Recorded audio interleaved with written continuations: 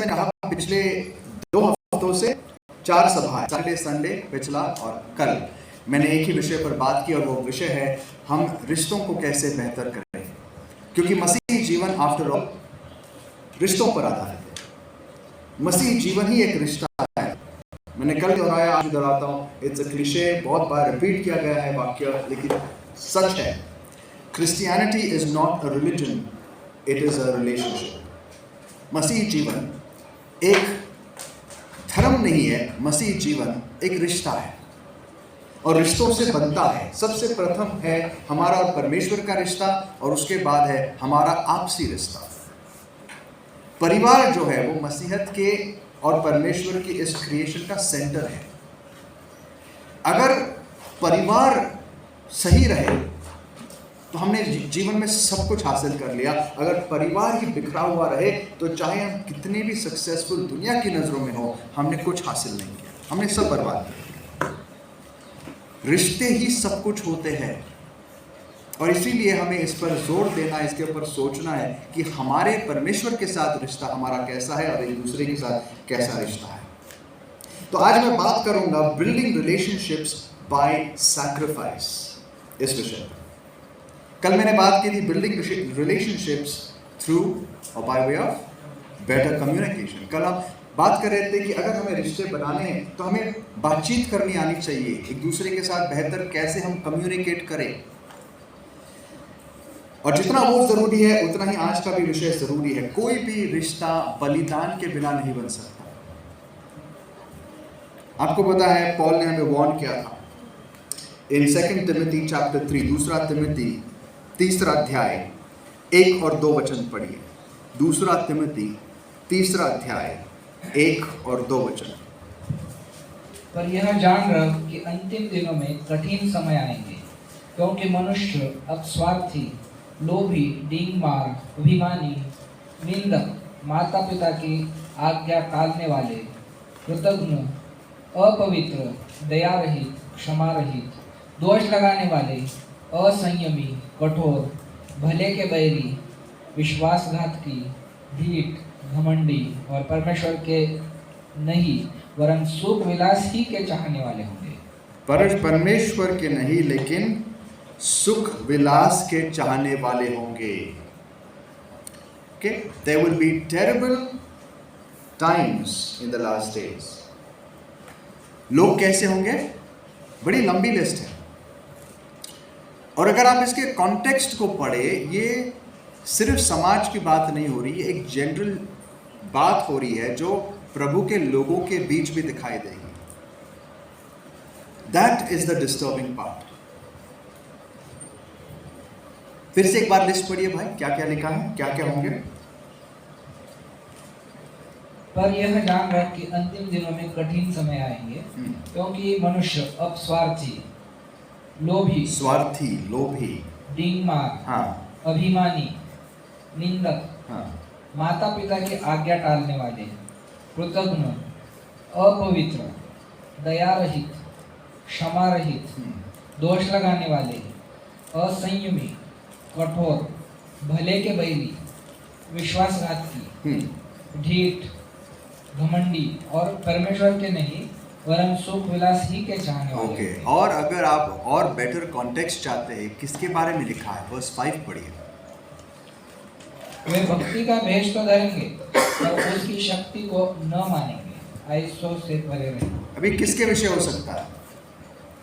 भक्ति का भेष धरेंगे लेकिन उसकी शक्ति को नहीं मानेंगे। तो आपको क्या लगता है, ये बस सिर्फ एक जनरल डिस्क्रिप्शन है दुनिया का या किसी और स्पेसिफिक ग्रुप का? ये कलीसिया के बारे में, क्योंकि दुनिया के लोग भक्ति का रूप नहीं धरते, वो तो भक्ति ही नहीं होते, उनको कोई परवाह नहीं है। ये सारा डिस्क्रिप्शन है कलीसिया का, वो डेंजर है। देखो, ये वो समय होगा जब जजमेंट दरवाजे पर होगा और हमें इस चीज की चिंता करनी जरूरी है। अब इसकी ये डिबेटेबल है, कोई लोग, किन लोगों का मानना है कि ये AD 70 के पहले जो लास्ट डेज है उसका डिस्क्रिप्शन है, जहां पर भी गॉडली पीपल के बीच में हो रहा था। आई थिंक इट्स पॉसिबल कि ये दोनों सिचुएशंस है, क्योंकि जब भी ये होता है तब जजमेंट आता है।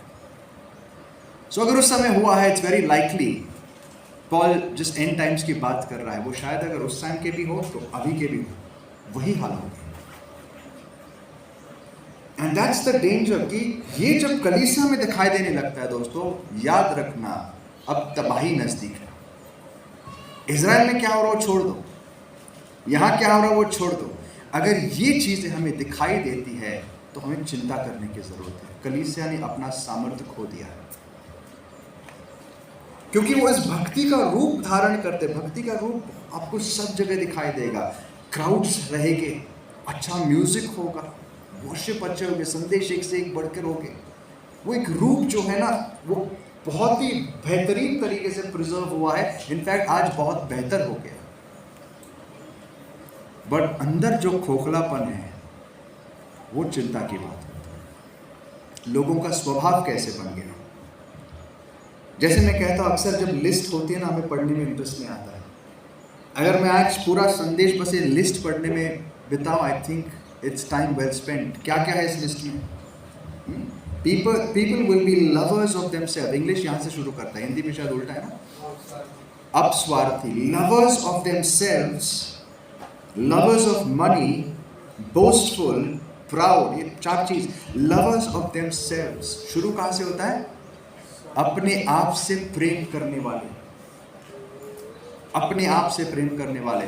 आपको पता है दोस्तों, जब एक इंसान अपने आप से प्रेम करने लगता है इन अ वेरी अनहेल्दी वे, कि वो अपने आप से ऑब्सेस्ड होने लगता है, वो कभी किसी के साथ खुश नहीं रह सकता, वो किसी के साथ रिश्ता नहीं बना सकता।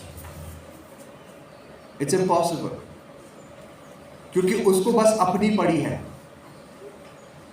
जब एक इंसान इतना स्वार्थी बनता है ना कि उसको अपने अलावा कुछ नजर नहीं आता, वो किसी के साथ खुश नहीं रह सकता, चाहे कितना भी आप प्रयास कर लो, दूसरे कितने भी अच्छे हो, इट्स इम्पॉसिबल। उसका स्टैंडर्ड इतना हाई होता है क्योंकि उसको लगता है कि मेरी ही सेवा होनी चाहिए। Lovers of money, boastful, proud. उसके बाद डिसोबीडियंट टू देयर पेरेंट्स। बहुत चिंता की बात है, आज दुनिया में तो हो ही रहा है। जब ये कलीसिया में होने लगता है दोस्तों, हम सब घुटने पे आने चाहिए, हमें सब चिंता होनी चाहिए। We should be worried. Proud, abusive, गालियां देने वाले, अनग्रेटफुल, एहसान नहीं उनको किसी का, एहसानमंद नहीं, अनहोली, विदाउट लव, अनफॉरगिविंग।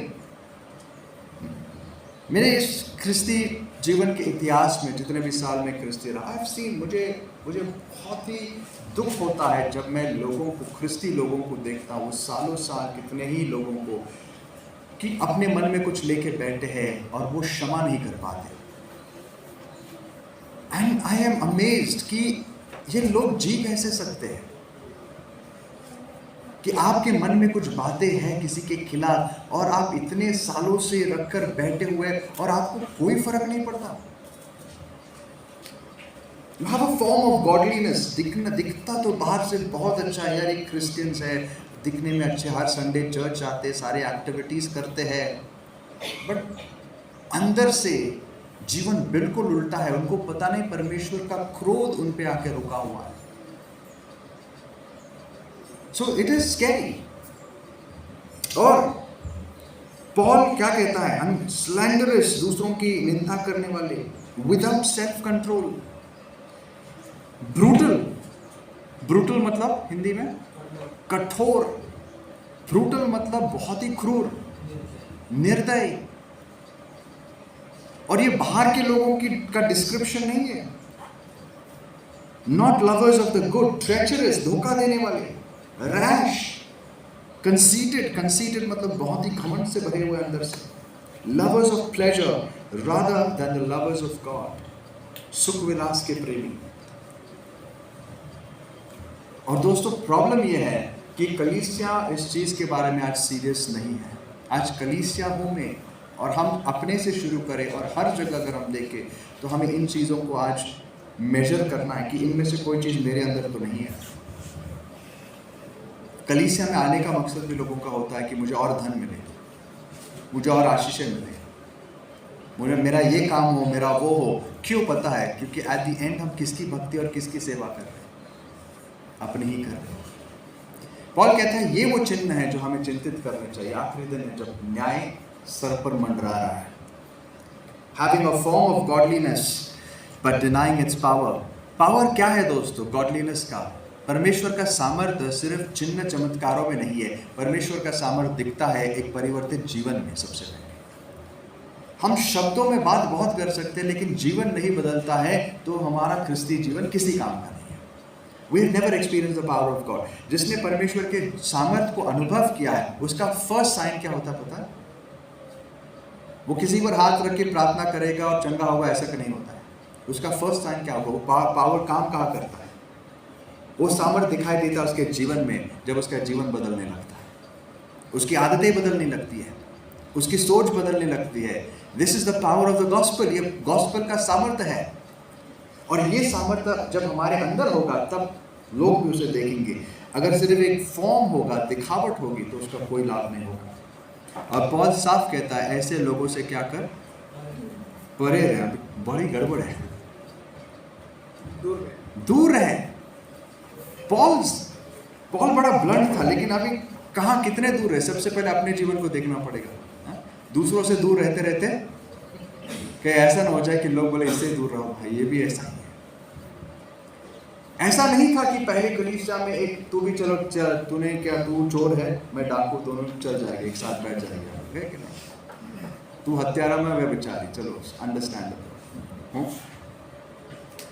दोनों मिलके रहेंगे, आराधना करेंगे। चर्च वो जगह नहीं है। चर्च वो जगह है जहाँ पर अगर कोई दोनों इस प्रकार के पाप में है तो दोनों की सोच ये होनी चाहिए, भाई आप भी गलत है, मैं भी गलत हूँ, आइए प्रभु के चरणों में आते हैं। मैं ये नहीं कह रहा हूँ कि हम सेल्फ राइचस होने चाहिए, हम सब पाप करते, गलतियाँ करते, खुद बाइबल हमें बताती है, बट एक एहसास तो होना चाहिए, प्रभु मैं लायक नहीं हूँ, मुझे बदलना है, मुझ पर दया कर। और जब भाई को देखते हैं या बहन को देखते हैं कि वो भी उस पाप में या किसी और पाप में, हमें चिंता होनी चाहिए, प्रभु उनको बचा, और तब हमारे ऊपर दया हो सकती है। तो मैं क्यों कह रहा हूँ? क्योंकि ये वो सिचुएशन, समय है जहाँ पर चर्च उस जगह आएगा जहाँ पर रिश्ते मैटर नहीं करेंगे। मैटर करेगा पैसा, मैटर करेगा सुख विलास, मैटर करेगा मेरी शांति, मेरा सब कुछ। And this is the place of disaster. घर में जब सब लोग स्वार्थी हो जाए तो वो घर में कभी प्रेम नहीं हो सकता। एक पति और पत्नी के बीच अगर दोनों ये सोचते हैं कि पत्नी ने मुझे खुश करना चाहिए और पत्नी सोचती है पति ने मुझे खुश करना चाहिए, उस घर में कभी खुशी नहीं हो सकती, क्योंकि दोनों अपने ही स्वार्थ के बारे में सोच रहे हैं। इसीलिए हमें बहुत सोचना है कि हम जब ये रिश्ते बनाना चाहते हैं या हम do we really want to build these relationships? क्या हमारे लिए रिश्ते ज़रूरी हैं? चर्च, फैमिली क्या हमारे लिए ज़रूरी है? आप दुनिया में देखो, दुनिया में उनको कोई पड़ी नहीं है। मैं आज दावे के साथ आपको कह सकता हूँ, बच्चों का जब जीवन देखते हैं, कई बार बात होती है। रिसेंटली मैं कॉलेज गया था, वहाँ पर मैं कुछ चीज़ें ऑब्जर्व कर रहा था। माँ बाप को कोई चीज़ की परवाह भी नहीं, बच्चे क्या कर रहे हैं।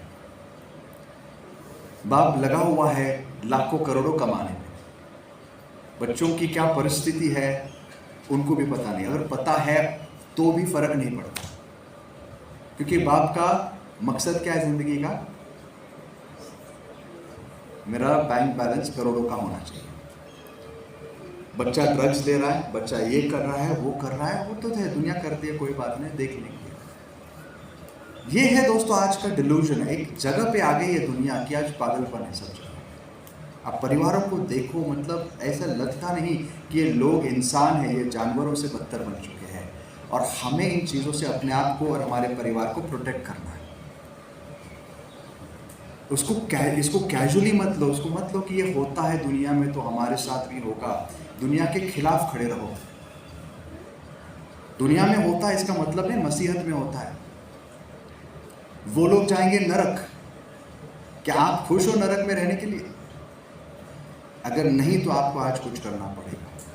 I think we need to prioritize our relationships, our families, our church. हमें एक दूसरे की चिंता और करनी पड़ेगी। और क्यों नहीं कर पाते हम देखेंगे।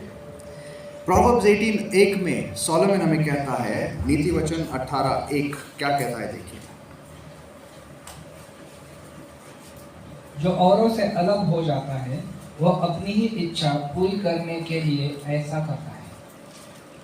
जो औरों से अलग होता है, इंग्लिश में लिखा है a man who isolates himself, जो अपने आप को अलग रखता है, सीक्स हिज ओन डिजायर, मतलब एक स्वार्थी व्यक्ति होता है ना, उसको दूसरों से लेना देना नहीं। एक स्वार्थी व्यक्ति क्या करता है? अकेला रहता है, उसको वो दुनिया से कोई पड़ा नहीं, उसको दुनिया की या दूसरों की याद कब आती है पता है? जब कोई जरूरत हो, तब तक वो अकेला रहेगा।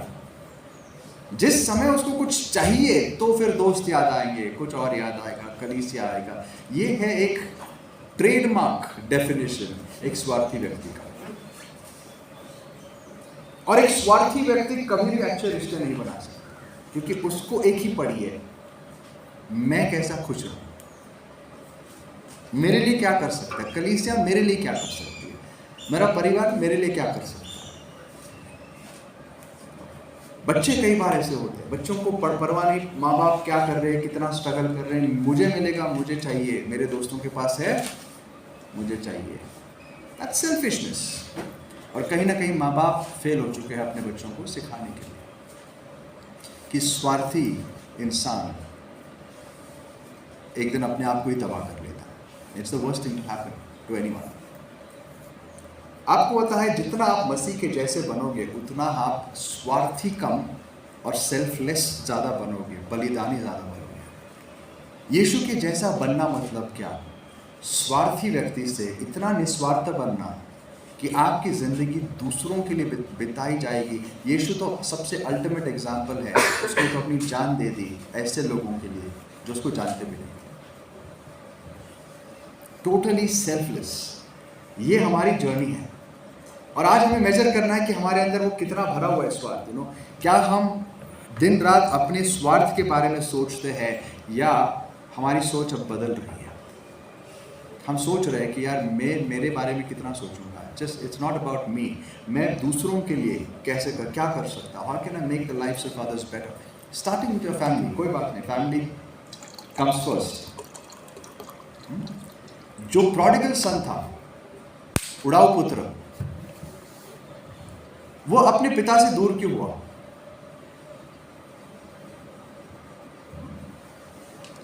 कितने लोगों को कहानी याद है, बाइबल स्टोरी संडे स्कूल की? क्यों दूर हुआ वो? For his own pleasure.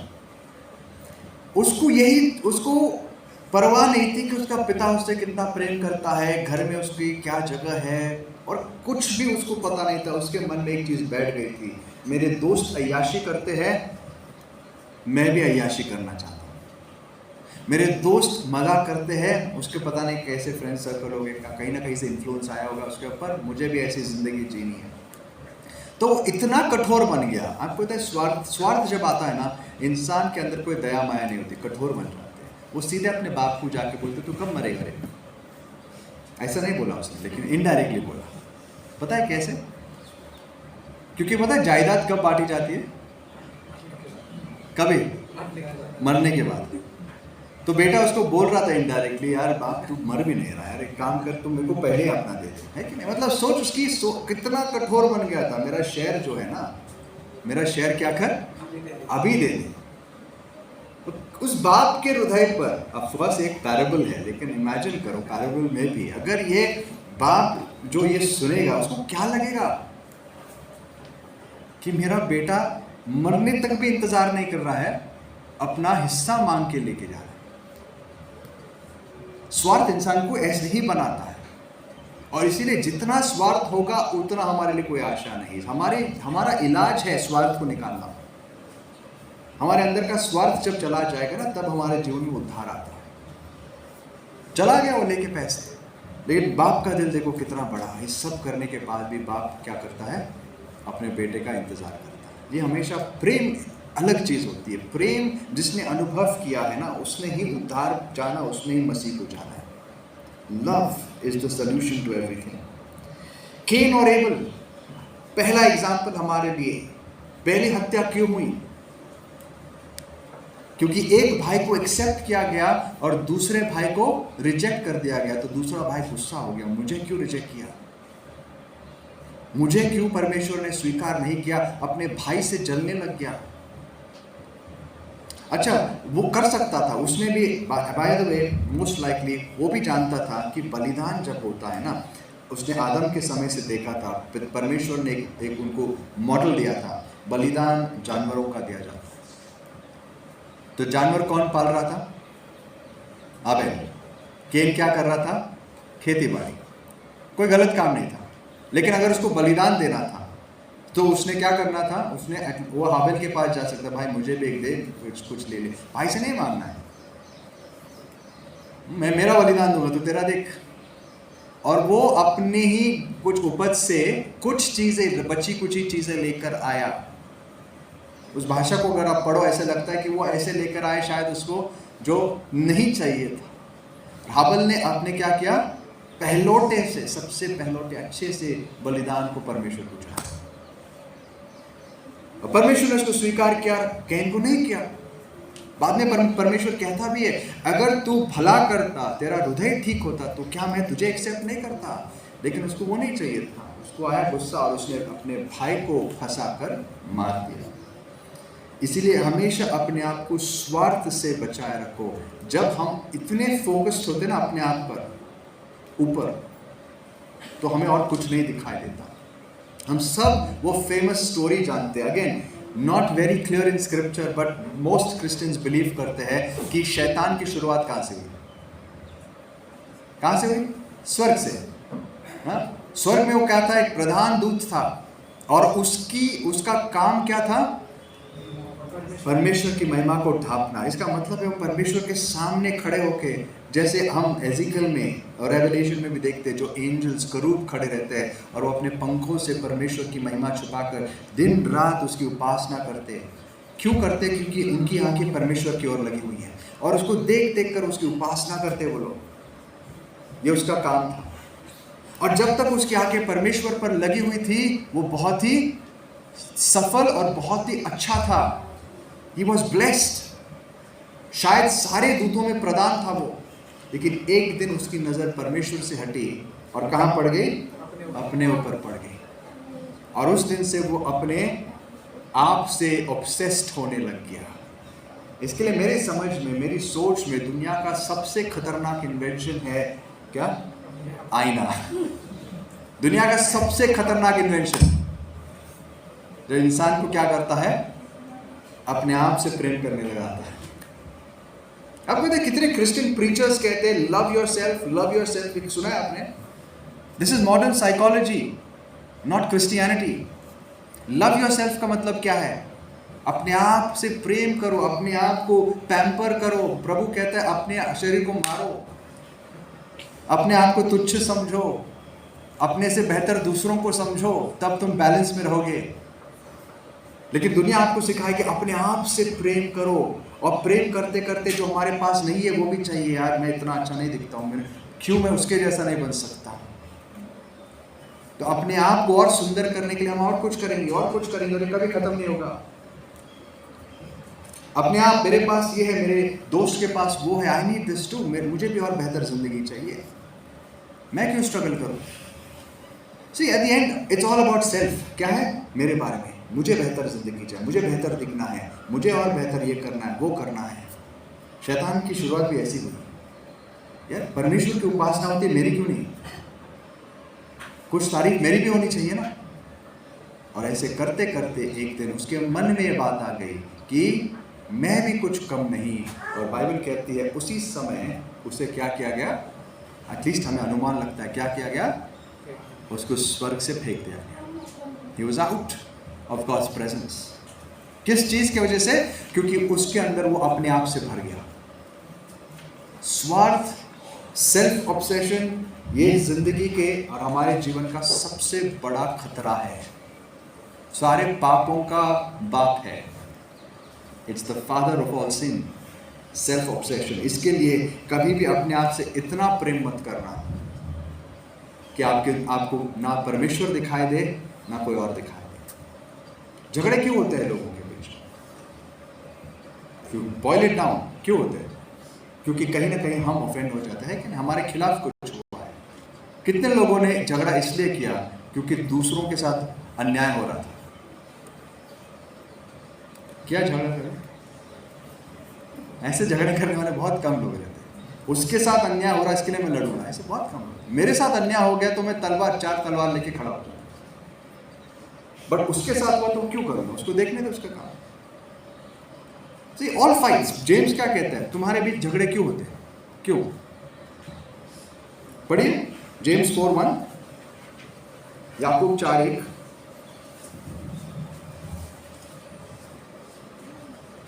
तुम में लड़ाइयाँ और झगड़े कहाँ से आते हैं? क्या उन सुख विलासों से नहीं जो तुम्हारे आंखों में लड़ते मिलते हैं? हाँ, जो तुम्हारे अंदर जो सुख विलास है ना, इच्छा है अपने आप को खुश रखने की, उससे वो झगड़े उत्पन्न होते हैं जब हमें कुछ नहीं मिलता है। बच्चों को आप देख लिए, बात बच्चों में बचपन से जड़ी हुई है। उसको वो खिलौना मिला, मेरे को ये क्यों मिला? उसको बेहतर क्यों, मुझे क्यों ये वाला नहीं? हाँ? ऐसे बहुत सारे लोग बड़े होकर भी वैसे ही बच्चों जैसे रहते हैं, because it's all about us. ये जो सेल्फिशनेस है ना, ये सिर्फ बड़ों में नहीं दिखा देता, ये हमारे गिरे हुए चरित्र का भाग है। जब आदम ने पाप किया, उसके बाद इंसान के साथ जो हुआ उसका एक परिणाम है। We all are selfish, और उद्धार क्या है? इसी सेल्फिशनेस को मार के मुक्ति पा लेना। धन्य है वो व्यक्ति जो तकलीफ सह सकते हैं, बलिदान सह सकते हैं, इंसल्ट सह सकते हैं, जो इतने निस्वार्थ बन गए हैं कि उनके ऊपर कुछ भी हो उनको ज़्यादा फर्क नहीं पड़ता। मैं नहीं कहता हम परफेक्ट हो चुके हैं, कुछ लोग थे जैसे पॉल, वो उस लेवल तक गए थे कि उनको चाहे उनके साथ कुछ भी हो कुछ फर्क नहीं पड़ता था। पॉल कहता है मैं सब परिस्थिति में जीना जान चुका हूँ, मुझे फर्क नहीं पड़ता है। कोई मेरा इंसल्ट करे, कोई मुझे दे या ना दे, कोई मेरे साथ रहे या ना रहे, मैं खुश रह सकता हूँ, क्योंकि इन चीज़ों से मेरा मन अब उठ चुका है। सो अगर हमें रिश्ते बनाने, सबसे पहले इस अपने आप को जो है ना, ये हमारा एम, ये सेल्फ ऑब्सेशन को मारना सीखना होगा। यीशु मसीह ने क्या कहा लूक 9 में, अगर तुम मेरे पीछे चलना चाहते हो तो क्या करो? अपने आप का इनकार करो, और क्या करो? अपना क्रूस उठाकर मेरे पीछे हर दिन चलो। आइए उसको पढ़ते हैं, Luke chapter 9। I believe it is in Luke chapter 9। चलिए ढूंढते उस वचन को।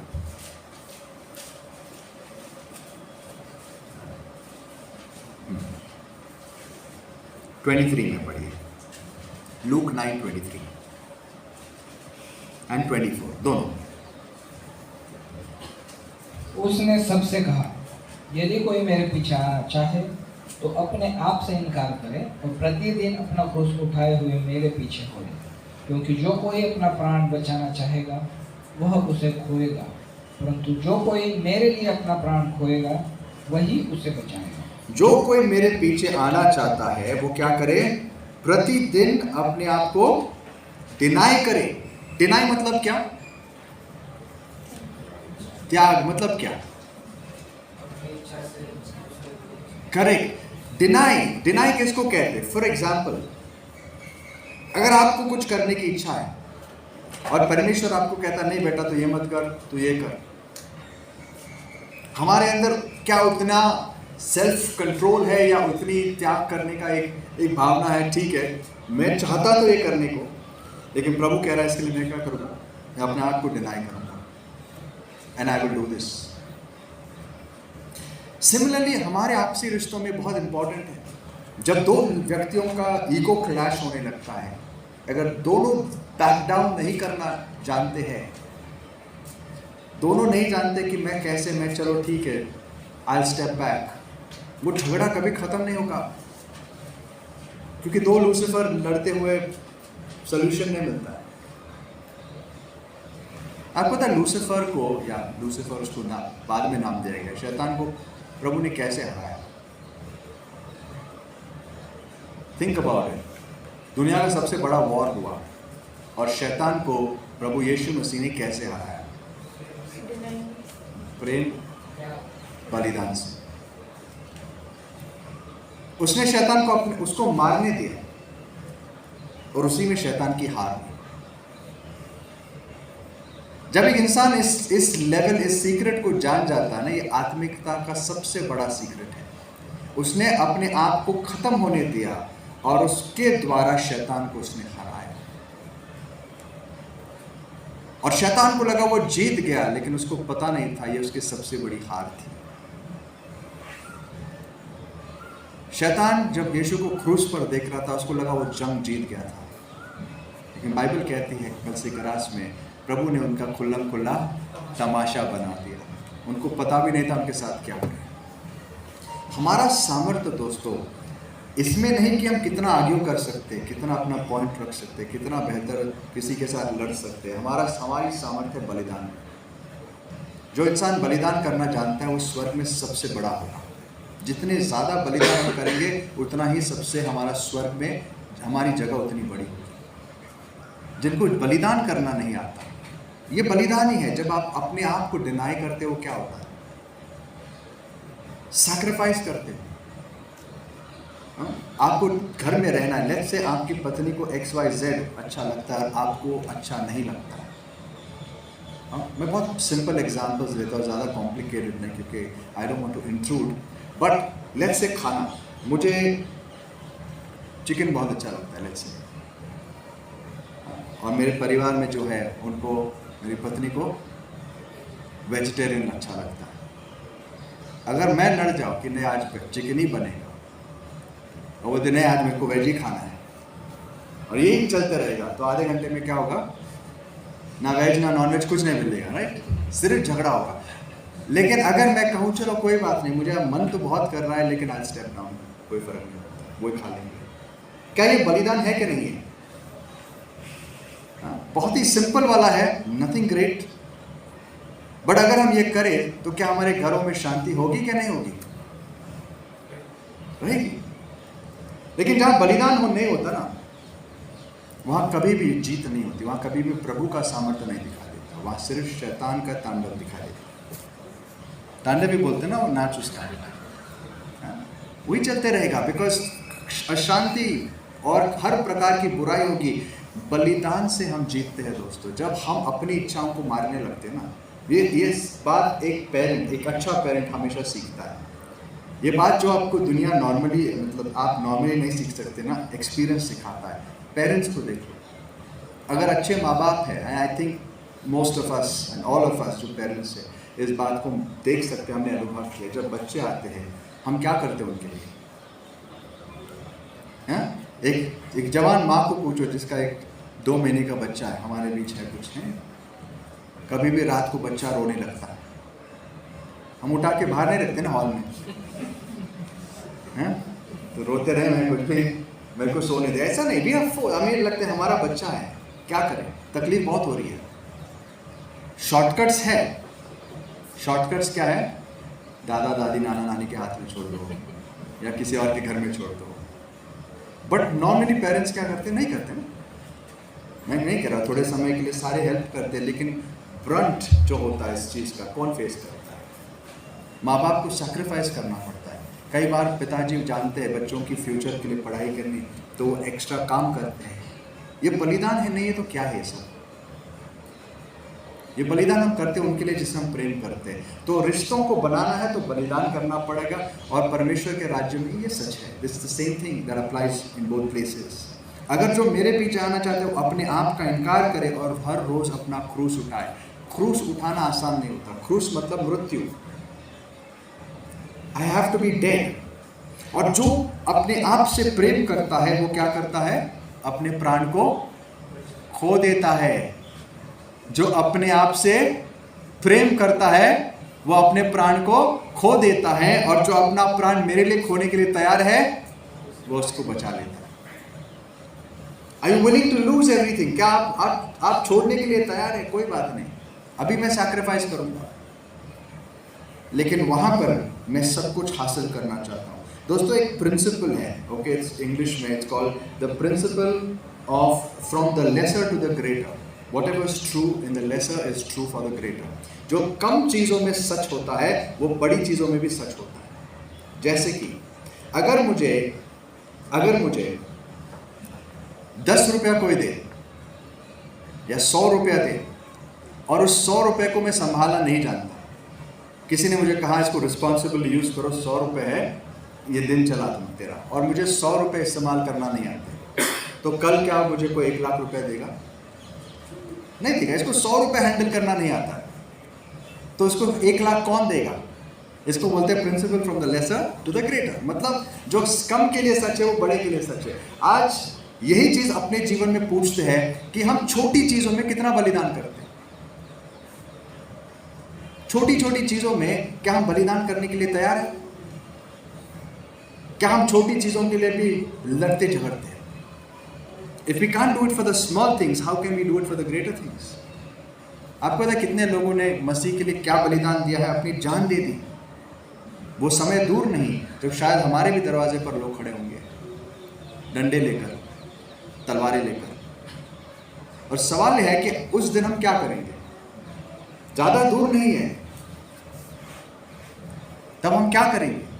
आज अगर हम छोटी चीजों में बलिदान नहीं दे पाते तो कल हम प्रभु के लिए नहीं खड़े हो सकते। क्योंकि आज हम इतने क्या कहते हैं ना, सेल्फ ऑब्सेस्ड हो सकते हैं कि कल हम शायद ये कह सकते हैं छोड़ दो यार, प्रभु क्षमा कर, निकल जाएंगे। तो लास्ट थिंग जो है, ये चीज हो कैसे सकती है? अपने आप को डिनाई करना, ये बलिदान करना। एक दिन दाऊद जब अरूरा नाम के एक व्यक्ति के घर आया था। क्यों आया था? हाँ, उसने देखा ये वो लोकेशन है जहाँ पर उसको पता लग गया, यहाँ वो लोकेशन जहाँ मंदिर बनना चाहिए। वो जगह किसके कब्जे में थी? अरूना नाम के एक व्यक्ति की।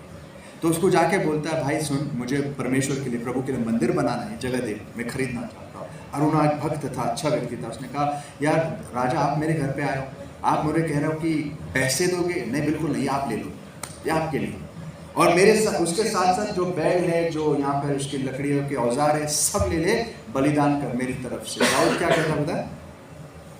दाऊद कहता है कि मैं मेरे परमेश्वर को ऐसी कोई चीज नहीं चढ़ाऊंगा जो मुझे मुफ्त में मिली है।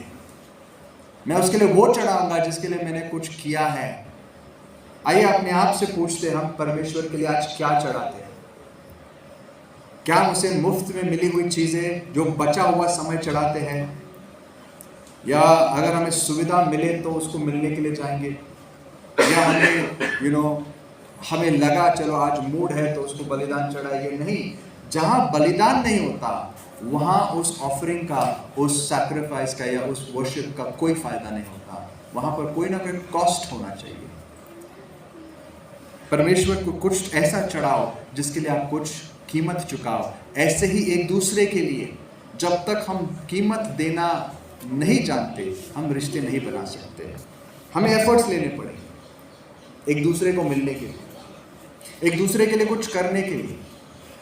मैं हमेशा कहता हूं, जब तक हम दूसरों की मदद नहीं करते ना, तब तक हम मसीहत के उस क्या कहते हैं, उस सामर्थ को कभी एक्सपीरियंस नहीं कर सकते। जब तक हम यही सोचेंगे कि मुझे क्या मिलेगा, मुझे क्या मिलेगा, मुझे क्या मिलेगा, हमें कुछ नहीं मिलेगा।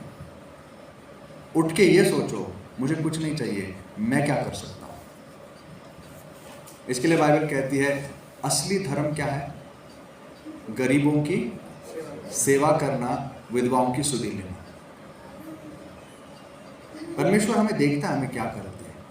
ये नहीं कि हम विश्वास रखेंगे आज मुझे 1 करोड़ मिले, कल मुझे और विश्वास से ये मिलेगा, वो यही होता है आज मसीहत में। मुझे क्या मिलेगा? प्रभु क्या कहता है? धर्म क्या है? तुम गरीबों की सुधि लो और क्या करो? विधवाओं की सुधि लो। जो जरूरतमंद लोग हैं उनके लिए कुछ करो। ये मसीहत है, कॉम्प्लिकेटेड नहीं है, लेकिन वो भी करने के लिए क्या चाहिए? बलिदान। We have to sacrifice. बड़ा अच्छा लगता है जब हम देखते हैं लोग एक दूसरे के लिए जब कुछ करने लगते हैं, तब आप देखो परमेश्वर का सामर्थ कैसे आएगा। नहीं तो अकेले अकेले रहोगे तो क्या करोगे? अपने आप को तबाह कर दोगे।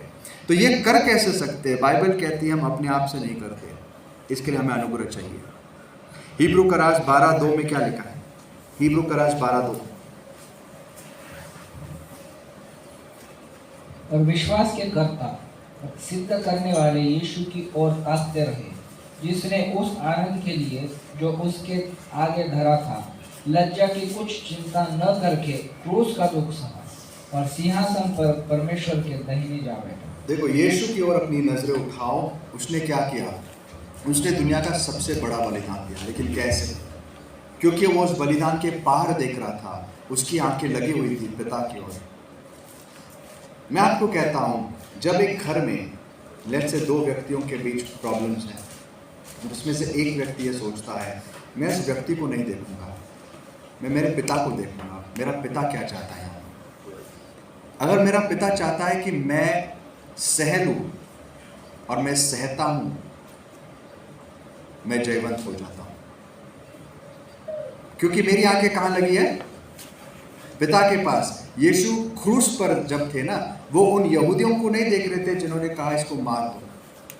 जब यीशु क्रूस पर थे, उन्होंने कैफा को नहीं देखा, ये कितना दुष्ट है। अगर वो देखते रहते शायद उनके अंदर गुस्सा आता। जब वो क्रूस पर थे, उन्होंने रोमी सोल्जर्स को नहीं देखा जो उसे मार रहे थे। उसकी आंखें कहाँ थी? पिता की ओर। पूरा समय वो पिता से बात कर रहे थे, और क्योंकि वो पिता को देख रहे थे, वो कह पाए पिता इन्हें क्षमा कर, ये नहीं जानते क्या करे। उसकी आंखें कहाँ लगी थी? ऊपर। तो हमें भी जब तक हमारी आंखें प्रभु की ओर नहीं लगेगी, हम इन चीज़ों को नहीं कर सकते। जब हमारी आंखें इंसान पर रहती है ना, आप एक सिंपल चीज़ है जो आपको दुख पहुंचाता है, अगर आप उसकी बातें दिन रात अपने मन में रखते हो और याद रखते हो, आप कभी उससे बाहर नहीं निकल सकते। अगर आपको किसी ने कुछ बुरा भला कहा, अगर आपके खिलाफ किसी ने कुछ किया और आप दिन रात उसके बारे में सोचते हो, आपको गारंटी मैं देता हूँ कि उसके प्रति आपकी नफरत सिर्फ और सिर्फ बढ़ती रहेगी। लेकिन जिस समय आप डिसाइड करते हो इनफ इज इनफ, मैं इसके बारे में सोचना नहीं चाहता, और मैं मेरा मन पिता की ओर लगाता हूँ और उससे बात करता हूँ और उससे कहता हूँ पिता, इस परिस्थिति में मैं क्या करूँ, तू मुझे बता, क्योंकि मैं कुछ नहीं कर सकता। जब आपकी आंखें ऊपर लगती है, आपको ग्रेस मिलता है। आपको ग्रेस मिलता है वहाँ पर बलिदान देने के लिए, अपने आप को त्यागने के लिए। आप रिएक्ट नहीं करोगे, आपको ग्रेस मिलता है। आप कहोगे ठीक है पिता, अगर आपकी इच्छा है तो कोई बात नहीं, मैं ये करूँगा। यीशु ने इसी तरीके से जय पाया, क्योंकि उसकी आंखें प्रभु की ओर लगी। तो वो अगर आपको और मुझे देखते रहते, अब हम तो थे नहीं वहाँ पे, लेकिन हमें वो फ्यूचर में देख सकता था, या वहाँ के लोगों को देखते रहते जिन्होंने उनके ऊपर ये सब किया, वो कभी उन्हें क्षमा नहीं कर पाते। इसके लिए प्रभु ने जब अपने पहला संदेश दिया, उस पूरे संदेश में आप पढ़ो कितनी बार कहा, जब तुम प्रार्थना करते हो ऐसे करो कि मनुष्य तुम्हें ना देखे लेकिन कौन देखे?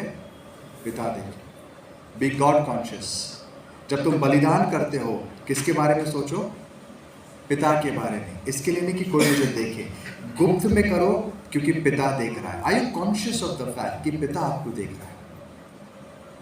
तब आपका बिहेवियर हमेशा अलग रहेगा, पिता मुझे देख रहा है। तो हमेशा अगर आप फोकस रहोगे इस बात पर कि प्रभु क्या चाहता है, प्रभु क्या चाहता है, आई थिंक हमारी ज़िंदगी में बहुत बड़ा फ़र्क हमें दिखाई देगा। गलती करा से 1:10, 1-2 वचन पढ़ते हुए फिर खत्म करेंगे। गलती करा से 1:10, पॉल अपने मिनिस्ट्री के बारे में बात कर रहा है। Galatians chapter 1:10। यदि मैं अब तक मनुष्यों को ही प्रसन्न करता रहता तो मसीह का दास न होता। अगर सिर्फ मैं मनुष्य को प्रसन्न करता रहता तो मैं मसीह का दास न होता। इट्स अ ग्रेट एडवाइस, या हमें एक शिक्षण कहो पॉल से। पॉल ने मिनिस्ट्री कैसे की? पॉल ने मिनिस्ट्री ऐसी नहीं की कि मुझे लोग आज मेरे बारे में क्या सोच रहे हैं, ओके, क्या मैं उनको अच्छा लग रहा हूँ, क्या मेरा मैसेज उनको अच्छा लग रहा है, do people appreciate me. Paul का ध्यान हमेशा कहाँ था? मसीह की ओर। इस परिस्थिति में मसीह क्या सोचता है? Does God like it? क्या प्रभु को ये अच्छा लग रहा है?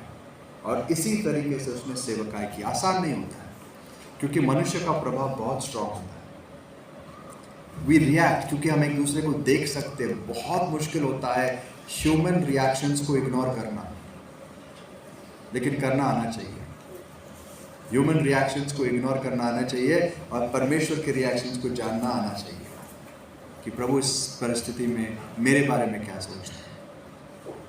It's extremely important. जब आप कोई निर्णय लेते हो, आपको ये सोचना है यार सबकी छोड़ो, प्रभु इसके बारे में आज क्या सोच रहा है, क्या उसकी नज़रों में ठीक है, and then take your decisions. So हमें बलिदान करना इतना आसान नहीं, क्योंकि बलिदान के लिए अनुग्रह चाहिए और अनुग्रह परमेश्वर से मिलता है। और परमेश्वर की ओर अगर आप आंखें लगाओगे तो अनुग्रह जरूर मिलेगा, जरूर मिलेगा। जॉन 14:15 में यीशु कहता है, अगर तुम मुझसे प्रेम करते हो तो क्या करोगे? मेरी आज्ञा मानोगे। There is always love involved. आप बलिदान उसके लिए करते हो जिससे आप प्रेम करते हो, और प्रेम परमेश्वर ही हमारे हृदय में डाल सकता है। तो आइए आज से एटलीस्ट एक निर्णय लेते हैं, प्रभु मैं मेरे जीवन में अधिक सैक्रिफिशियल बनना चाहता हूँ, चाहे वो मेरे काम में हो, किसी को देने में, मेरा समय देने में, किसी की मदद करने में। एक आदत डाल सकते हैं, प्रभु मेरा इस्तेमाल हो, at least let me be useful to someone. एक दूसरे के लिए हम क्या कर सकते हैं? Let's start from there. आपको मैं एक बात बताऊं, जब आप दूसरे के लिए कुछ करने लगते हो ना, अपने आप वो रिश्ता देखो कैसे बनने लगता है। जब पत्नी सोचती है मेरा पति थका हुआ है, स्ट्रेस्ड आउट है, मैं उसके लिए क्या कर सकती हूँ, या पति सोचता है मेरी पत्नी बहुत थकी हुई है, कमज़ोर है, या जो भी है, चलो मैं उसकी मदद करूँ। बोलने की ज़रूरत पड़नी नहीं चाहिए, खुद ही करो। और तब थोड़े दिनों में देखो आपका रिश्ता अलग होता है। कुछ तो, और सामने वाला अगर अप्रिशिएट भी नहीं करो तो क्या करो? 4 दिवस बघितला था काय नाही झालं, ऐसा नहीं है, इसका फायदा ही नहीं ना।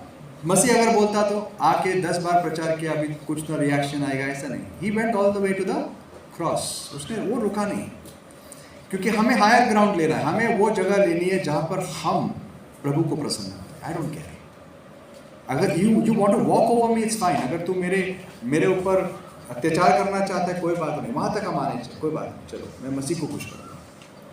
और ये वो सीक्रेट इंग्रेडिएंट है जो रिश्तों को बहुत ही संभाल के रखता है। घर में कोई ना कोई होना चाहिए ना पंचिंग बैग।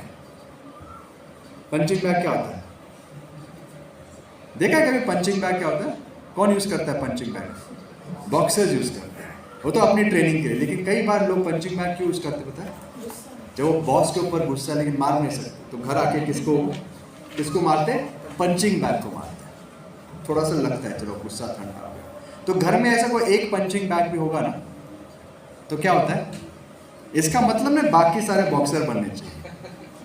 बट मैं एग्जाम्पल दे रहा हूँ, अगर हम वो हो सकता है, हमारे अंदर वो सहनशीलता है कि नहीं, कोई बात नहीं, मैं सहन लूँगा, कोई नो बिग डील। अगर हमारे अंदर वो संयम आया तो हम खुद विल बिकम पीस मेकर्स, जो डोनाल्ड ट्रंप बनना चाहता है, अनफॉर्चुनेटली नहीं कर पा रहा है। उसके जैसा मत बनो, बोलता है पीस करना चाहिए और बॉम्ब गिराता है लोगों को। So let's try and be true peace makers. कौन है हम लोग? Blessed are the peace maker. और मैं हमेशा कहता हूँ स्पेलिंग गलत मत देखो। इंग्लिश में पीस के 2 स्पेलिंग है, PEACE और दूसरा PIEC। दोनों का मतलब टोटली अलग है। एक है शांति लाने वाले, एक है टुकड़े करने वाले।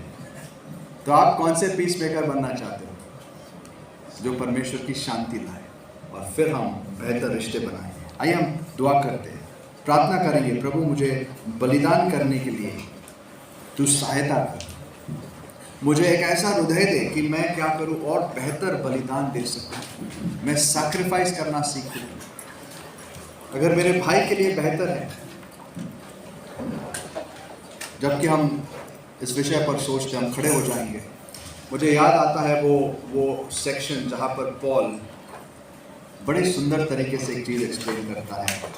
वो कहता है अगर तेरा भाई किसी कारणवश ठोकर खाता है, अगर मांस खाने से, तेरे मांस खाने से उसको तकलीफ होती है, तो तू क्या कर? तू मत खा। क्यों? तो मांस के खातिर अपने भाई का नाश करता है। तो छोटी सी छोटी चीज़ों में हम एक दूसरे को संभालें, एक दूसरे के लिए बलिदान करें, ताकि एक दूसरे को उन्नति दे सकें। बल्कि ये नहीं कि मैं अपनी ही मनमर्जी करने के लिए 10 लोगों को दुखी कर दूँ। आइए गीत बजाएं।